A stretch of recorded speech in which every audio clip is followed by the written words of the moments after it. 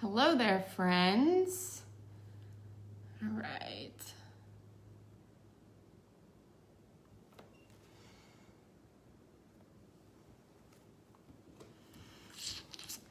Hello there, friends, as there's a few of you that are hopping on here.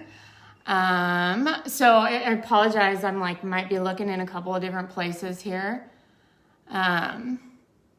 Because we are live here on Facebook and we are live on Instagram as well. So it's really great to see all of you today. Yeah, a lot of friends are popping on here. All right.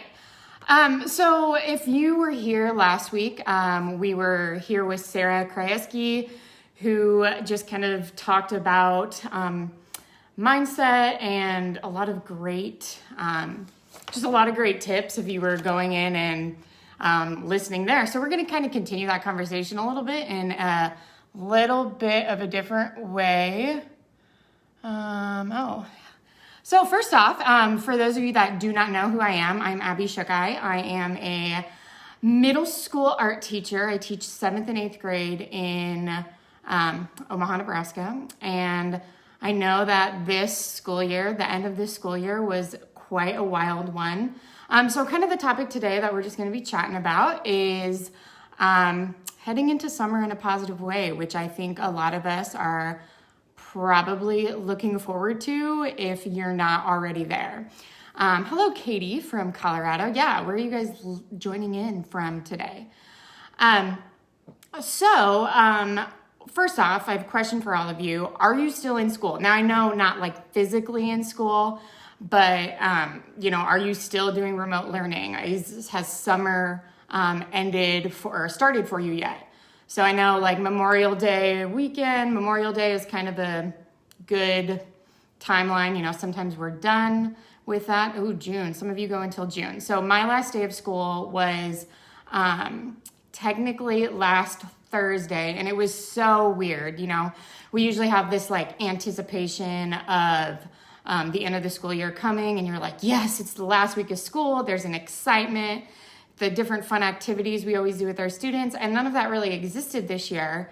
So it was weird. I truly forgot that it was the last day of school. I was like, oh, somebody asked me, and I was like, oh, I think this is it.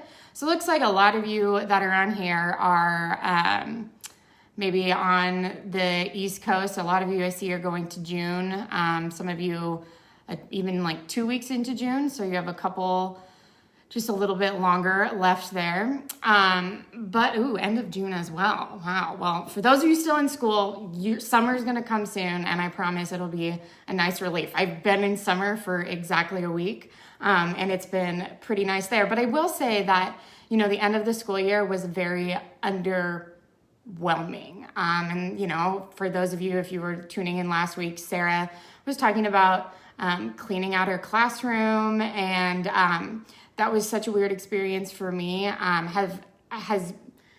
Who has still not been able to get into your classroom, and some of you haven't been able to get into your classroom and organize and put away materials yet. I know that experience for me was very, very weird. And if you tuned into Art Ed Radio this week on Tuesday, I was on the podcast talking to Tim about that a little bit, and just how it was bizarre, but it was also a little bit fun in the way of going through every single art bin that my students had, and kind of going through and seeing and having some fun memories of doing that. I also really learned that I need to have my students clean out their stuff a lot more often, because holy smokes, that was a terrible one-person job to do. So just as you're kind of thinking about that, if you haven't been able to go into your classroom yet and do that, at some point you're going to have to do that, and it's going to be, it's not going to be that fun. It's going to be a really weird experience, but you can do it. You got this. One of the cool things that I did want to share that with the weirdness of the end of the school year was that, you kind of have those students that might come in and maybe their like families made them give you a little gift to be like, oh, thanks for being a great teacher, or some of those things. One of the things that was different this year about that is obviously students weren't doing that, but I got so many more thoughtful emails from my students this year, just saying, hey, especially my 8th graders who I'm not going to see next year as they go to high school. But I got some thoughtful emails that were just really fun and thanking me. And that's something that I haven't gotten before in years past, in nearly 10 years of teaching. So, that was something that was kind of fun to see, and just to see how our students are kind of interacting with us a little bit as we do head into summer that way. So, and I know I'm talking here a lot with my hands, and you can probably, some of you are probably like, what's wrong with your hands? My hands are, in the summertime, my hands are just permanently like this because I do a lot of tie-dyeing. It's kind of my summer activity, my summer creation. Oh, I see some of you saying, a couple of you said that your kiln is full of projects, and I'm right there with you. So I guess, how are you guys approaching the clay pieces? Because that's one of the things that it's like, what do you do with that? For some of the pieces, I was able to like reach out to my students if they weren't able to finish something and they wanted to, especially my 7th grade students who I will see hopefully next year. But I was able to reach out to them and, say, hey, do you want to finish this? If not, those dry pieces, instead of just throwing them away, I'm going to try to reclaim those pieces. I do still, just because I can't bear myself to unload the kiln, I do have 7th grade clay mugs sitting in the kiln. So that is something that I hopefully will just be able to take some time, find some time for students to come in to glaze that. Yeah, so reclaiming clay, yeah, that's safe to do. You just have to be really careful about the clay dust there. So like if you have bone dry clay and you, crush it up into little pieces and soak it in water, you can reclaim it that way. If you're creating a lot of dust, just make sure that you have like a respirator mask on. So that'll be, that's better than just throwing it away and like wasting all of that clay there. And I do that all the time. I do not have a pug mill in my classroom, so that's something that you can do as well. So let's see, I'm just kind of scrolling through some of these comments. Oh, so all for the masses, you said that you had to box your greenware and your bisqueware. So did you box that up to give it to students or just to save it for another time? Yeah, and then if there are pieces like for your, if you were in the middle of clay, it's a good idea to maybe use those as experimenting pieces if you want to experiment with glaze and things like that. That could be a good idea for that. So as you head into summer here, what are your summer plans? I know that like our normal plans don't exist, family vacations, travel plans are kind of out the window for probably most of you, but I think it's still, how are you approaching summer? I know for some of us it is like school is done, like I'm not thinking about it at all anymore. And I think, we had such a weird end to the school year that whatever you do is going to be okay for you. And so I guess, are you ready to leave the school year behind? Are you just like, I'm done with it? Or are you ready to, some of you might already be thinking of ideas for the fall. And I personally am not doing that right now because there's just too much unknown for me in that regard. So I am just going to really take this time to kind of enjoy some of the things about summer that I absolutely love. And there's a couple of things. And so I'm going to talk about, here, I'm looking here. talking about sending artwork home next fall. And I think a lot of people are doing that as well. Tiffany says that I just want to shut school off. Yeah, that's it.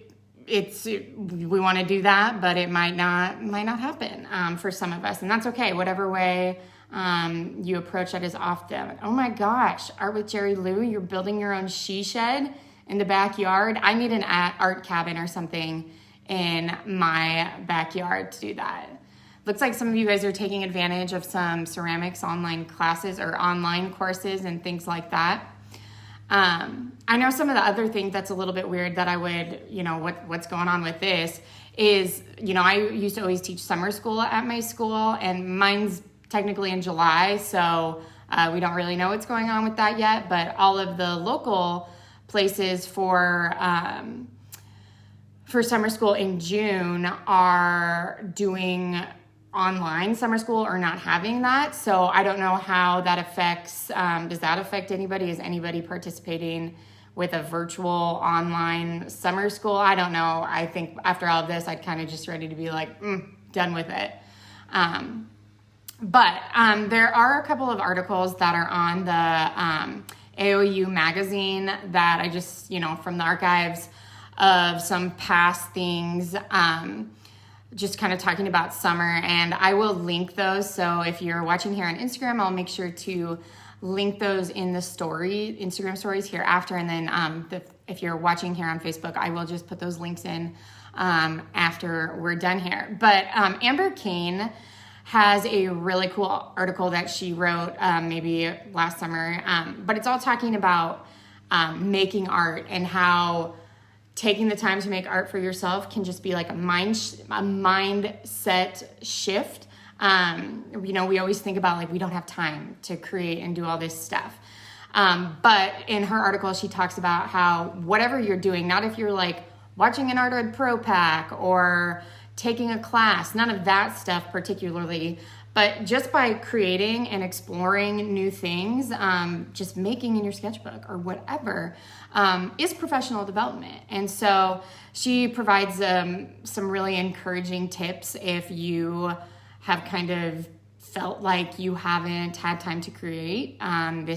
Summer's the perfect opportunity to do that. And going along those lines too, there's a really fun article by Juanita Harmon that talks about 10 different ways to reconnect with your inner artist. And she has some really good ideas in there if like you're kind of feeling a little bit stuck in your creative process, that you can get out there and just kind of take some baby steps to kind of find that time to make art. And it looks like some of you I see a lot of you saying that you're going to be participating in the Now Summer Conference. I'm going to be presenting there, so I hope you join me. Some of you guys are trying to get motivated to create art by doing some online learning for yourself, taking courses. I see some studio drawing courses. RHS Art says that she's going to jump into some pro packs. Very awesome. So I'm going to link those resources for you here after we are done. But there's also another really cool article that was written by Kelly Phillips that talks about it's also okay to do nothing this summer too, if you want. And now when you say nothing, I don't think you just mean like sitting here the entire time. I don't do well with that, but it's really nice for me to do nothing in the way of turning off school mode entirely. And that's something that she talks about doing in there. And one of the other things is just reading for fun. Like we don't need to be reading about school practices and things like that. This is a time that you can tap in and read for yourself. So does anybody have a really, what's on your reading list right now? I'd love to know what good books. I'm looking for some new books. I like to listen to my Audible books and everything else too, but it'd be really fun to see what, everybody is just reading right now. Summer's the perfect time to do that, sit outside in the nice weather and get that going. One of the other things that in this article that talks about it's okay to do nothing is that obviously to take time for your self-care routines, finding ways to kind of tap into just like moments to yourself. And one of the things that I have been doing is I've been going on morning walks. And I really love to be outside and exercise and things like that. But I've been going on morning walks with my travel coffee cup that I always used to take on my drive to work with me, but I'm not going there. And I'm just leisurely drinking my coffee as I'm walking around the park. I feel like I've aged 40 years in the last few weeks as I go around and do that, but that's something that's been really fun. Okay, so I've been seeing some of your book recommendations come in. Little Fires Everywhere. That's a good read. I just finished Untamed too. The Mermaid Chair I saw, that's a really good one. I remember reading that one almost 10 years ago, checking it out at the library. That one was pretty fun.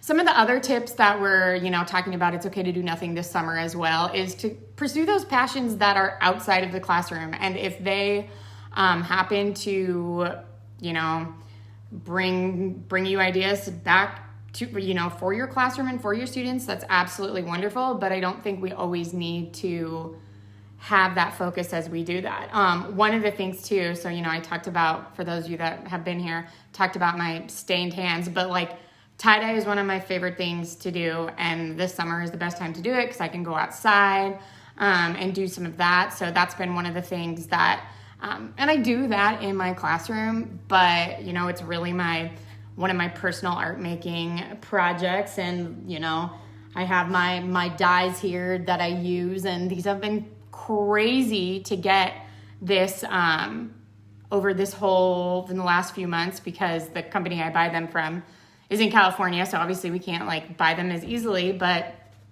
tie-dye is trending right now like crazy. I've gotten so many students who have been showing me all of the stuff that they've been making at home too, with just little tie-dye kits, and I'm very excited that people are doing that, but they're making it harder for me to get my supplies. Okay, so I have a couple of you guys asking me about questions about the dyes. So, So the dyes that I use, so these are from Dharma Trading Company. They are fiber reactive dyes for normal cotton, natural fibers. So they come in different sizes. Here's a little one. This one's 2 ounces, 8 ounces. And then if there's a color I really, really use, this is a pound thing, but it's Dharma Trading Company. It's online, and they're better, there's nothing wrong with just buying a tie-dye kit, a Tulip brand one or something like that. But I can kind of show you this is the hot pink color. But I use them so much that I buy them in bulk, and the quality of the dyes are really, really great. And they last quite a bit longer and can be a little bit more economical for that too. So, it's a really good summer activity to do if you want to try out. I also have, this next month in June, if that's the next month, jacquard colors are nice too. I prefer for some reason I've experimented with those too, but the Dharma fiber reactive dyes just have always been my favorite. But but one of the things, the price point, it ranges on the color. Certain pigments are going to be more expensive. So a 2 ounce thing like this can range from anywhere to I don't know, probably $2 to $3. Maybe one, this is a big one. This will last a really, really long time. Depending on the color, once again, will range from somewhere between $7 and $15. So it just kind of depends that way. But I do have some resources on the Art of Ed magazine that kind of talks about some of those materials that I use with my students in the classroom, but also some of the things I use personally too. So I'll make sure to link those for you. And be on the lookout for June, as I have another tie-dye article coming out that might kind of get you guys thinking a little bit more creatively if that's something that you want to try out. Hello, Anne from Wisconsin. Basically, I just hope that as we head into summer break here, that you guys can prepare as well as you need to, and kind of just, hopefully it's a time to kind of get out of the funk of the weird end of the school year, and that you are able to enjoy and kind of find a time to reconnect with yourself. Maybe that's as an artist, maybe that's exploring other passions as well, but I know that we are going to be continuing to put out some resources for you to kind of get you thinking and getting in that right mindset to have the best summer that you can have. So once again, I will link all of those resources and things that I have talked about during this. And I think we'll be back next week to chat with you some more. And thanks for joining me. And we'll make sure that if you missed some of this first part of this, we'll put these up on IGTV and on YouTube, and it'll live here on our Facebook page as well. So hope you guys have a great rest of your Thursday, and thanks for joining me today.